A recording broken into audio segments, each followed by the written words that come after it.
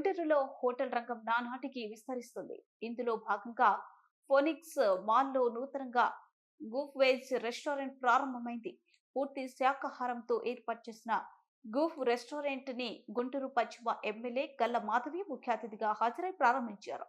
ఈ కార్యక్రమంలో Indian film producer and lyricist AM Ratna, TDP నాయకులు ఉగ్గిరాల సీతారామయ్య, కాపు సంఘం నాయకులు దాసరి రాము, జనసేన పార్టీ రాష్ట్ర కార్యదర్శి మార్కండేయులు బాబు, ఫుడ్ కోర్ట్ నిర్వాహకులు దాసరి శ్రీకాంత్, కాడంశెట్టి సతీష్, వెంకటేష్, గంకినేని శ్రావణ్ మరియు పలువురు పాల్గొన్నారు. మెట్రోపాలిటన్ సిటీ తరహాలో గుంటూరు నగరాన్ని అభివృద్ధి చేస్తామని ఈ సందర్భంగా ఎమ్మెల్యే గల్లా మాధవి వెల్లడించారు. ఇందులో భాగంగా గూఫ్ లాంటి ప్యూర్ వెజిటేరియన్ రెస్టారెంట్ ఏర్పాటు చేయడం ఆనందంగా ఉందన్నారు.